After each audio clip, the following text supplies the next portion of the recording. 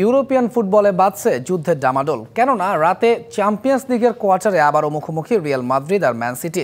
মাঠের ২২ খেলোয়াড়ের ফুটবল যুদ্ধ দেখতে উন্মুখ বিশ্ব অপেক্ষায় আছে ডাগ আউটের ম্যাজিক দেখতেও। কেননা আজ দেখা যাবে ফুটবলকে নতুন করে চেনানো দুই মাস্টার মাইন্ড কার্লো আনচেলত্তি আর পেপ গার্দিওলার লড়াইটাও। শান্ত হয়ে নিশ্চুপ দাঁড়িয়ে আছেন, ডাগ আউটের বাইরে থেকেই ছক কষে যাচ্ছেন পলকহীন দৃষ্টিতে তিনি পেপ গার্দিওলা। বরাবরই তার ট্যাকটিসে দেখা গেছে নতুন নতুন চমক, ডিপ থেকে গেম মেকিং, কখনো রাইট উইংকে সেন্টার অ্যাটাকে পাঠানো, আবার কখনো হাই প্রেসিং। ম্যাচ টাইমে হর হামেশা পুরো স্ট্র্যাটেজি চেঞ্জ করে সারপ্রাইজ দেন প্রতিপক্ষকে। গত কয়েক মৌসুম ধরে এই গার্দিওলা নামক জাদুর কাঠির পরশেই ইতিহাসের শ্রেষ্ঠ সময় পার করছে ম্যানচেস্টার সিটি। আজকে রিয়ালের জন্য কি কৌশলের ছক কষছেন সেটাই দেখার বিষয়। তবে সান্তিয়াগো বার্নাব্যুয়ে খেলা হওয়ায় সিটি কোচ বলছেন রিয়াল বরাবরই অপ্রতিরোধ্য। সবাই জানে তাদের শক্তি কেমন, তারা উপরে উঠে চাপ দেবে, খুবই আগ্রাসী হবে।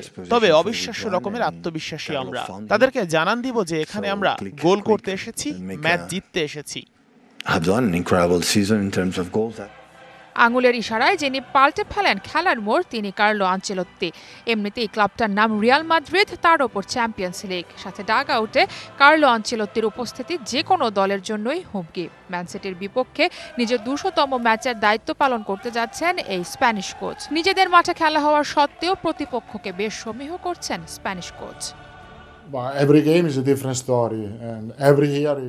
আকর্ষণীয় একটা ফুটবল ম্যাচ হবে এটা। প্রতিটি দলের নিজস্ব বৈশিষ্ট্য আছে, দুই দলেই আছে অনেক মানসম্পন্ন খেলোয়াড়। এই মানসম্পন্ন খেলোয়াড়রাই কৌশলগত দিক থেকে খুবই সুন্দর একটা ম্যাচ উপহার দেবে। দুইজনের কোচিং ক্যারিয়ারও ঈর্ষণীয়। তাদের মুখোমুখি লড়াইয়ের ইতিহাসটা দেখলেও বোঝা যাবে কতটা বেশি রোমাঞ্চকর হতে যাচ্ছে এই কোয়ার্টার। সব মিলিয়ে ১০ বারের মুখোমুখি লড়াইয়ে সিটি জিতেছে ৪টিতে, ৩ বার জিতেছে রিয়াল, আর বাকি ম্যাচ হয়েছে ড্র।